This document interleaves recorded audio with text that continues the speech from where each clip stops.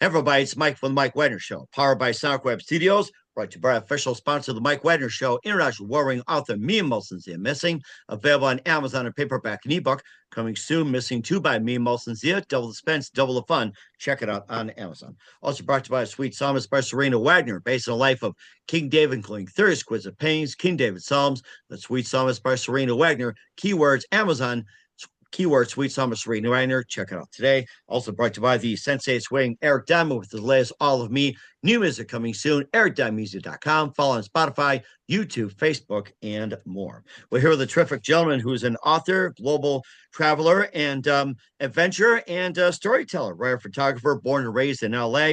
His new book draws from his own childhood adventures, nativities, navigating the LA subterranean passageways, blending personal with experienced fiction, creating a world basically that's haunting yet exhilarating, and also brings shadowy underworld to life.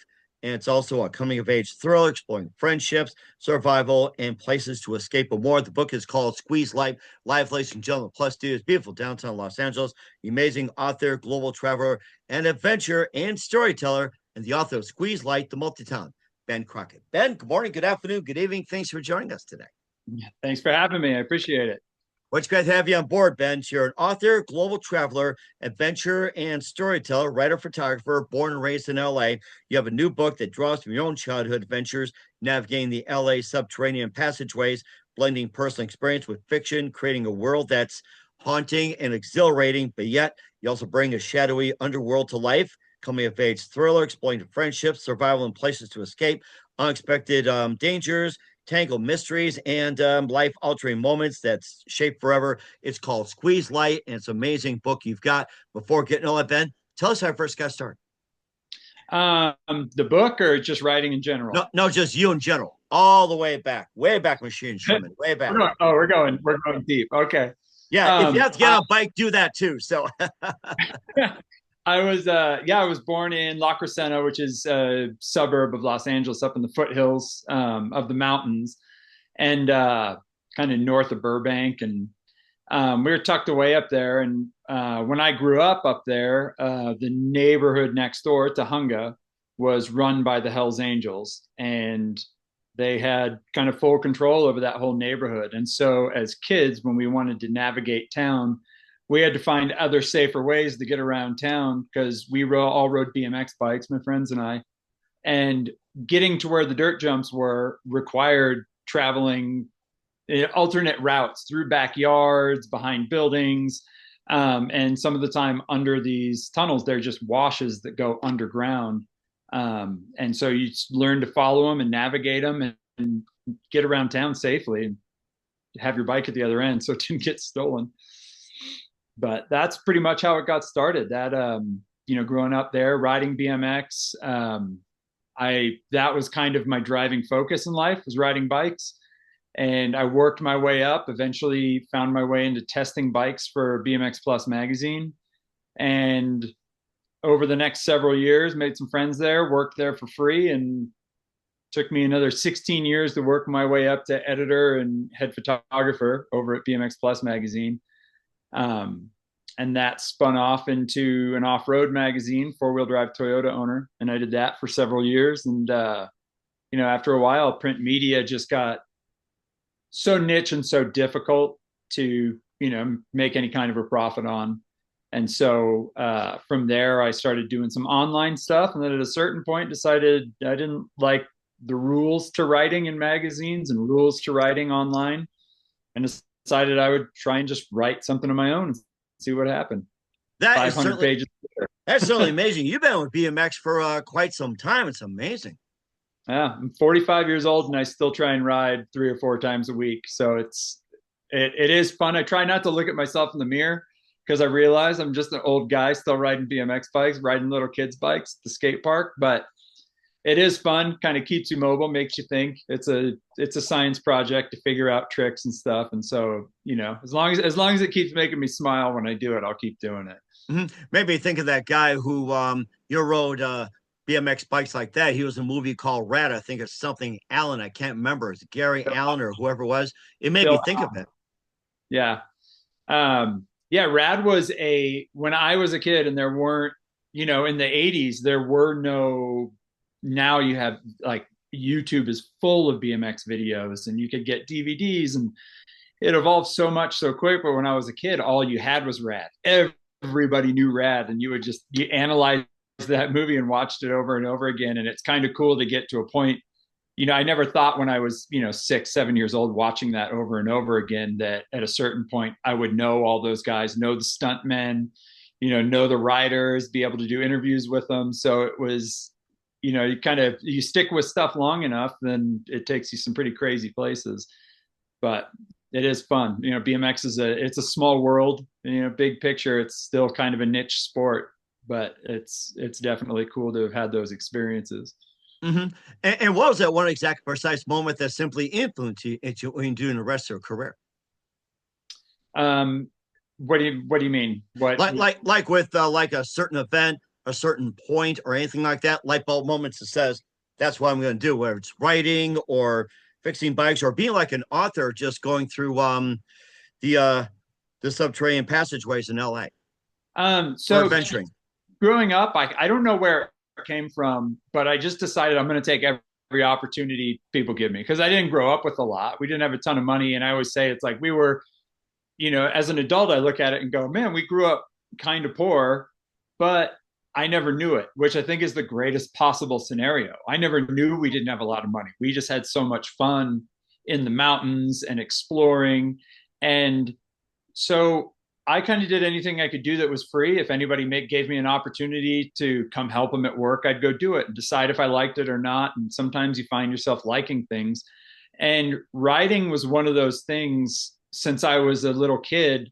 I always found I had a good time when they would give me something to write about, and I would find a way to make it funny or find a way to make it interesting. Or when I got into high school, I made a habit of, if they gave me a project to write about, I would start on topic and then see how diverted I could get from that topic by the end. And then see when the teacher finally figured out that I'd taken them on some weird side story that they didn't think they were going on.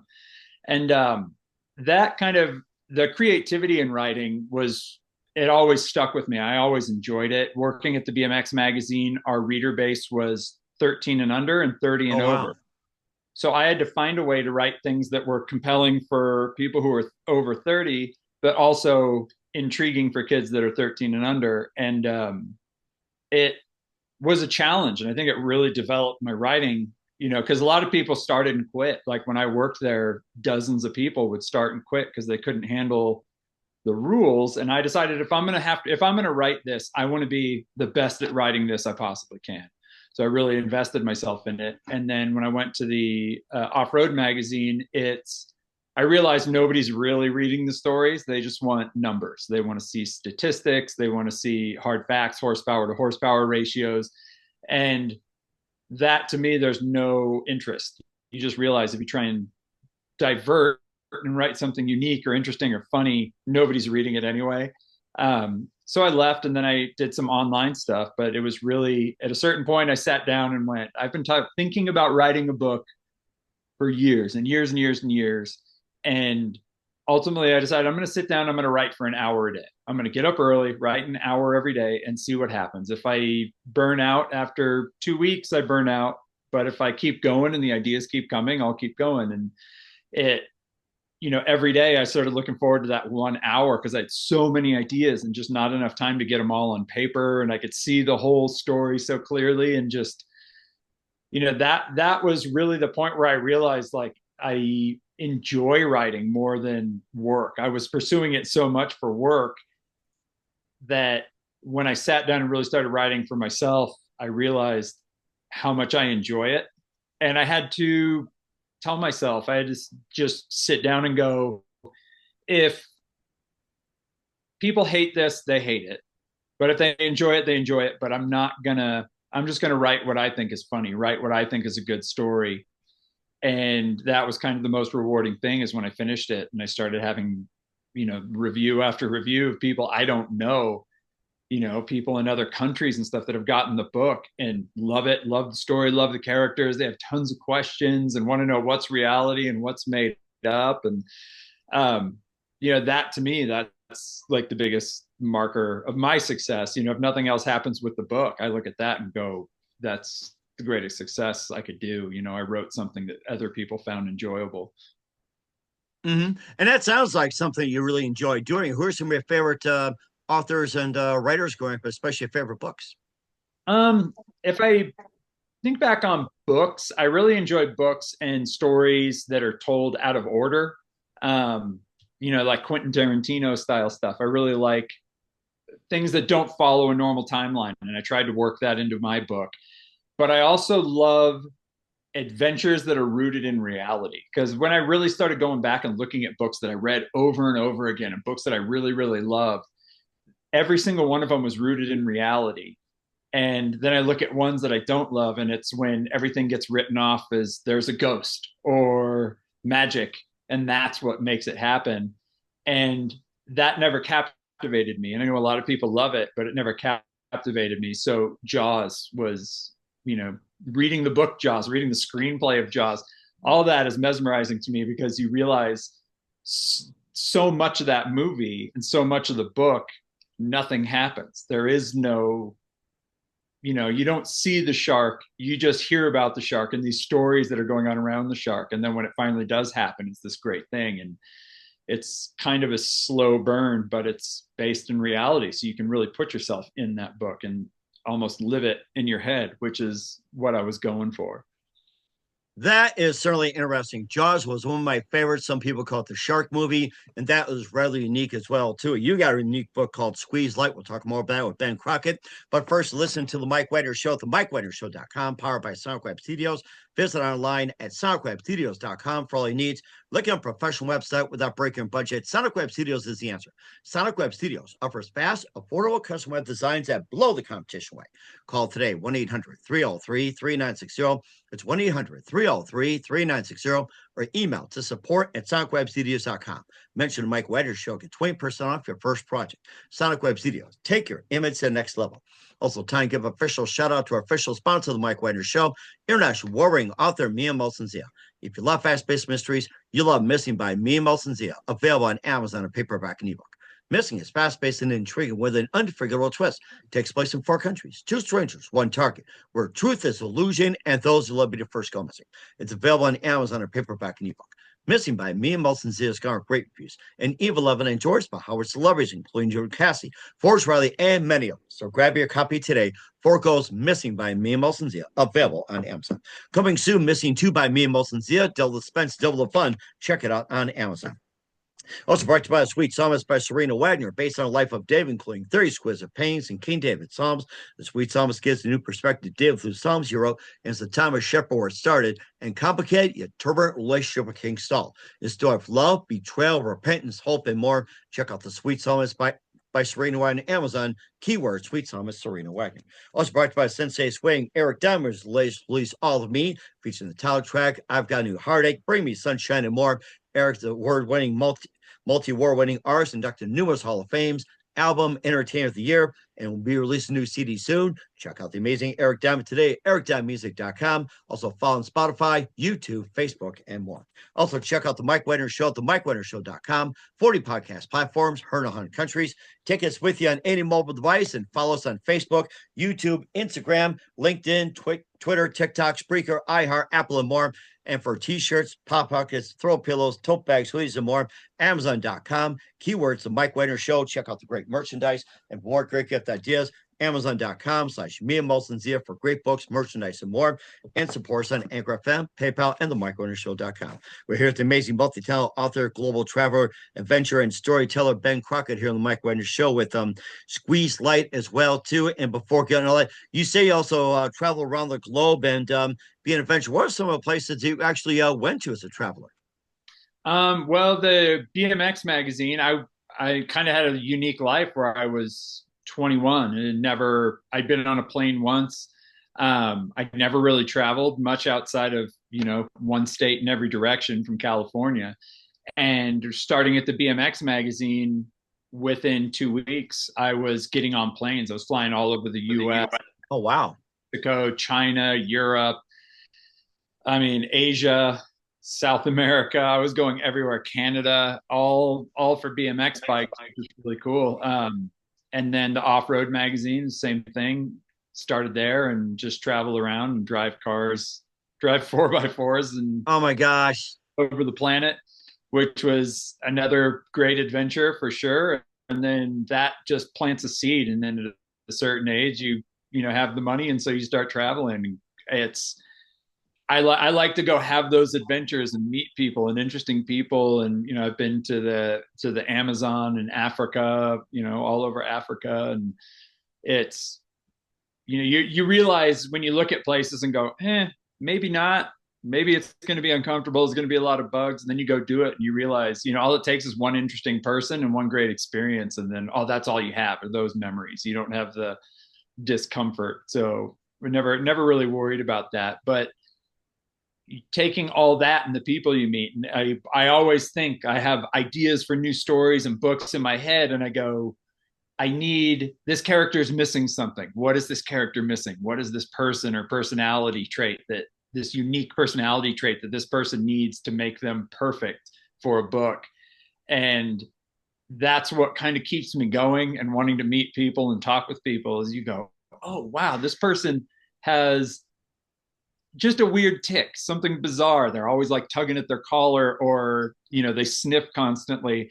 And all of those things can be wrapped up into a character to take them from somebody who's just a person in passing to a person that you kind of understand and can visualize and relate to. So that is a big driving force behind traveling too, and the people that you meet.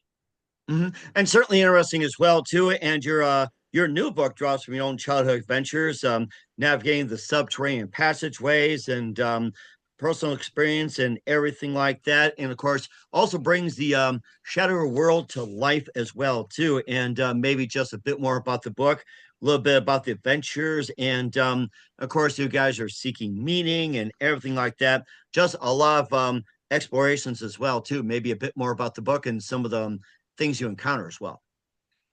So the book, I really wanted to write something. My son started watching Stand By Me when he was about 11 years old. He really fell in love with that movie and watched it over and over and over again.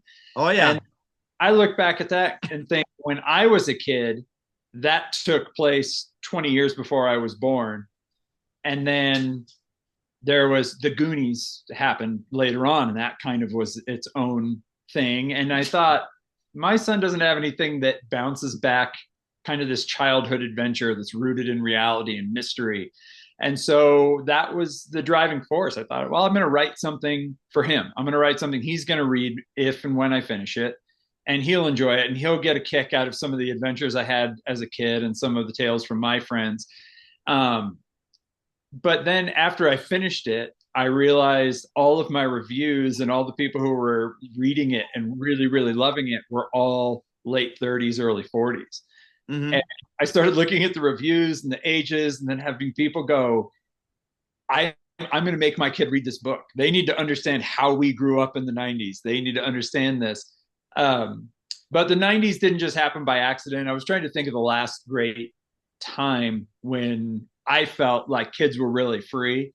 And that was kind of it. It was just before pagers, just before cell phones. You really just left the house with no money in your pocket, and you were home when the street lights came on.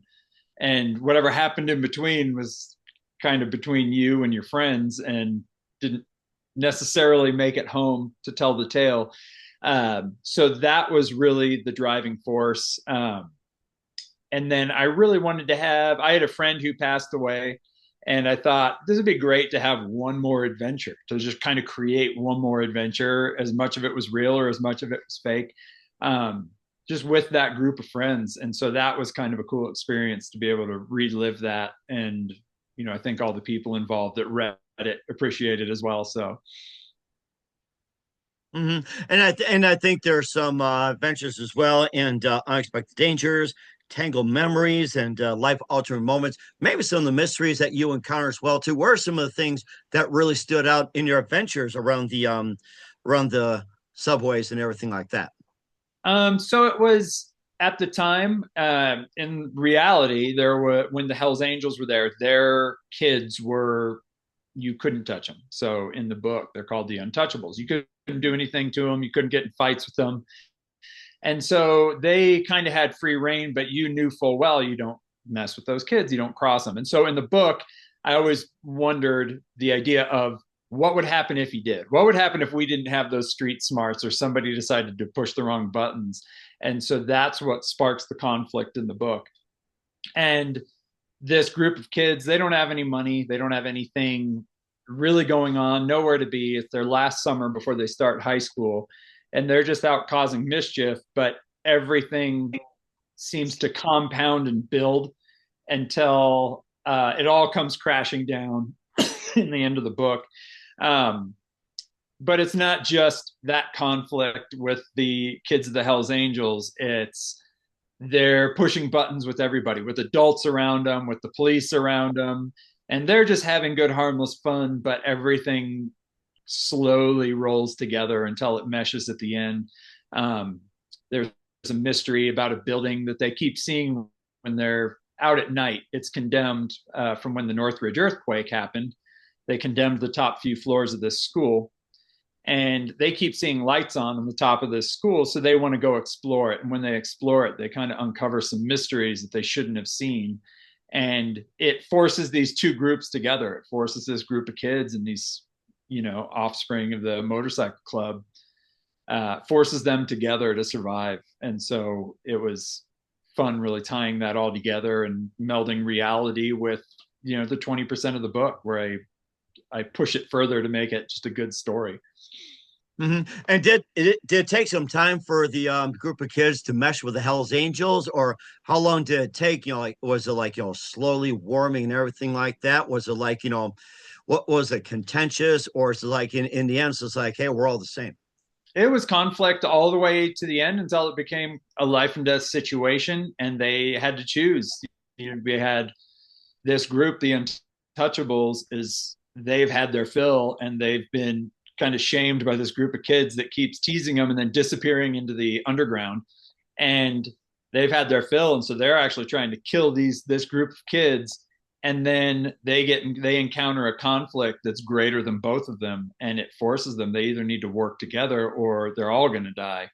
And so it's forced, but in that forced union, they learn that some of them can work together, and some of them aren't as different as they think. They're all just kids of different ages trying to work out their troubles in life. And I realized as I was writing the book that's kind of all kids. Every kid, no matter where they come from, everyone's got their own problems.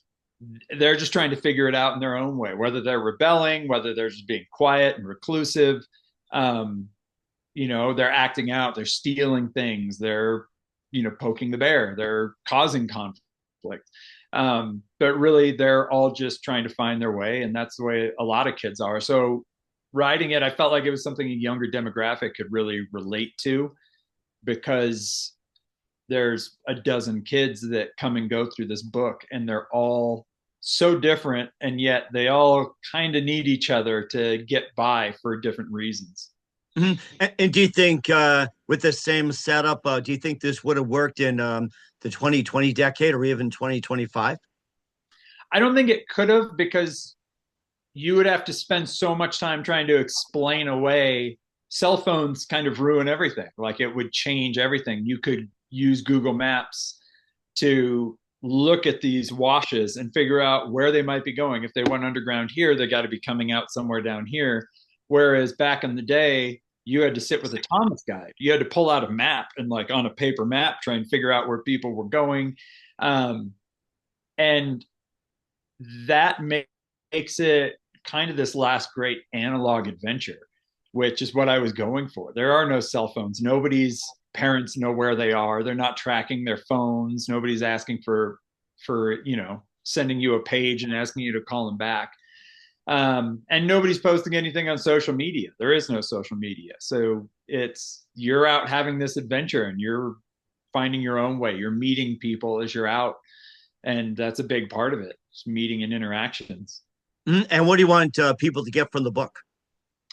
I want them to kind of relive, like, as I said, I wrote it for younger teens, and I I had that in mind as I was writing it, something that would be appropriate, something that maybe they could read in a school. But at the same time, when I have all these parents reading it and appreciating it, I understand that I wasn't the only one who grew up this way. And they really loved it. And they either loved the fact that someone else had adventures like they did, or they appreciate the fact that other people were out having these adventures while they were at home. If they were at home with their friends because their parents or their parents would let them go out, or they were just homebodies, whatever it was. I've heard it both ways from people who've read the book and like it for different reasons, but it really seems to resonate with people just of that era. Take them back. And certainly it is rad as well, too. We got to say that. We're here with the amazing author Ben Crockett of the book Squeeze Light. We'll get more into that in a minute. You're listening to The Mike Wagner Show at themikewagnershow.com, powered by SoundWeb Studios, brought to you by official sponsor of The Mike Wagner Show, international award-winning author Me and Most Missing, available on Amazon. The Sweet Summer Spring by Serena Wagner, based on the life of King David and more. Amazon.com, keyword Sweet Summer Serena Wagner, and Sensei Swing, Eric Dunn with All of Me. New music coming soon, ericdonmusic.com. We'll be back with multi-talent author Ben Crockett of Squeeze Light after this time out. We're back with author Ben Crockett of Squeeze Light here on the Mike Wagner Show. Cover a lot of ground, going back to the days of BMX and more as well, too. And of course, BMX, one of the favorite bikes as well, too. And lastly, where can we find your book, Squeeze Light, and all your other works at, Ben? I'm on Amazon. The book is exclusively on Amazon right now. I self-publishing seemed to be the way of the future, I guess. And I really, since I wasn't sure if I was going to finish this book or not, I figured why waste another couple of years as a first-time author trying to find a publisher when I could just get it out there and really hustle and maybe pull on some connections from the BMX industry and music industry and just try and get the book out there. And if people enjoy it, they enjoy it. I don't really anticipate, when I was writing it, I didn't expect tons of people to write it or read it. And now I have all these people writing reviews and loving it. Not what I expected. It's being pitched as a movie, and we've had some feedback on that, which is nothing that I would have expected, but it's apparently that 90s era and the childhood adventure really pulled some strings with people. And certainly does a great job of it as well, too, Ben. And who do you consider biggest influence in your career?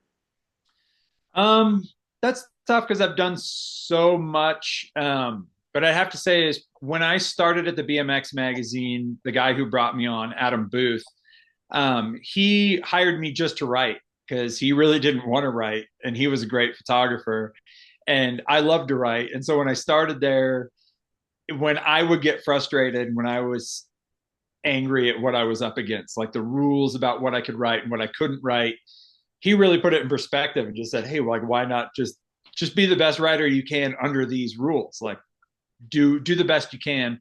And then he also taught me photography when everybody was shooting film. So from never picking up a professional camera, an DSLR camera or SLR camera before that, he taught me everything. I shot film for 15 years before everything went digital, and it's a really cool knowledge. And I'm still really close with him, and we have fun with it. So that I would have to say he was probably my biggest influence, and certainly a big one as well. And what's the best advice you can give to anybody at this point? Take every opportunity. Like I said earlier, I did that early on, and you find yourself stumbling into, you get a background movie part, or you get to go meet someone who you've always idolized, or you get to go meet someone in a band that you've always loved, or play in a band that you've wanted to do. And it's really, sometimes you end up in an uncomfortable situation, or you go to a party you didn't want to go to and it stinks, but sometimes you go and you meet someone important or a great personality. And I'd have to say more often than not, it works out to the positive. And just chip away at stuff. You start small. Like when I started this book, I didn't have any visions of ever finishing it. I thought I would tap out and not have the patience to get through it all. And, like I said, 500 pages later, you've learned from the experience. I was excited to do it every day. I was excited to write. And then when I finished, I was kind of depressed that I'd finished, because in my head, I'd finished this last great adventure with my childhood friends. And learning, working with an editor, getting the book out there, and then now getting to just talk with great people like yourself and discuss the book and life. So it's a fun adventure all the way around. If nothing else, it was a great experience. It was a life experience that I can take with me.